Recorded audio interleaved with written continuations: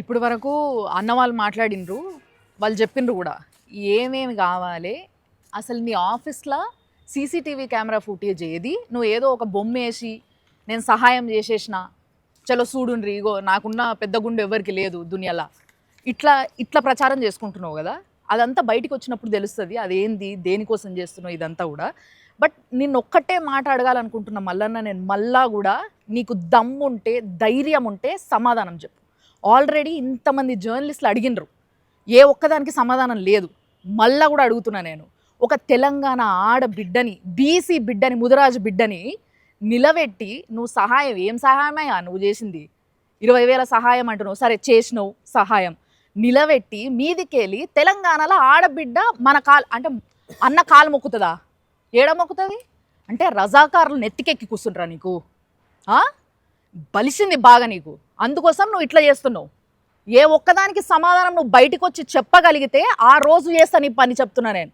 ఇప్పుడు వరకు ఎన్ని ప్రశ్నలు అడిగినా, ఒకరోజు ఇంటర్వ్యూ పెట్టి అడిగినా ఒక్కదానికి సమాధానం చక్కగా చెప్పలేవు. మొన్నొక్క రోజు రజాకారులు అంత గొప్పలు వాళ్ళు లేడు అసలు దునియాలో అన్నట్టు మాట్లాడినావు, ఆ రోజు అడిగినా దానికి సమాధానం చెప్పలేవు. ఇప్పుడు ఈ బిడ్డ చనిపోయిండు ఏంది మరి, ఆ పిల్లగతి ఏంది, దాని గురించి అసలు ఏం జరిగింది, నీ ఆఫీస్ ముందు ఎందుకు వచ్చి చచ్చిపోయిండు అనే దానికి సమాధానం లేదు. మీదికెళ్ళి కేసులు పెడతావు నువ్వు. కేసులు ఏం భయపడతారు అనుకుంటున్నావు అందరు నీకు? ఇంకొకసారి మళ్ళా చెప్తున్నా, పిచ్చి పిచ్చి కథలు చేయకు. బీసీ పోరాటం చేస్తే చిత్తశుద్ధితో చేయి, అందరం నిలబడతాం వెనకాల. మేమందరం కూడా బీసీలం ఉన్నాం. ఇలా బీసీల కోసం నువ్వు పోరాటం చేస్తే నీ వెనక ఫస్ట్ నిలబడేది నేను, లేకపోతే చేసేటందుకు వేరేళ్ళు వస్తారు. నువ్వు అవసరం కూడా లేదు, నువ్వేదో ఉద్ధరిస్తున్నావు అనుకుంటున్నావేమో. దాన్ని చిత్తశుద్ధి లేని నీ బీసీ పోరాటం ఎవ్వడికి పనికిరాదు.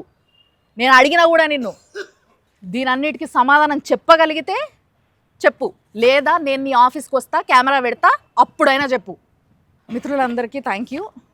నిజంగా ఇంతమంది సపోర్ట్ చేయడానికి ఈరోజు వీడికి వచ్చిండ్రు కాబట్టి. దీంట్లో ఏ ఒక్కదానికి ఇంతమంది అడుగుతున్నారు కదా, ఇంతమంది ప్రశ్నలకి ఏ ఒక్కదానికి సమాధానం నువ్వు చెప్పినా కూడా ఒప్పుకుంటా నేను. థ్యాంక్స్ అన్న.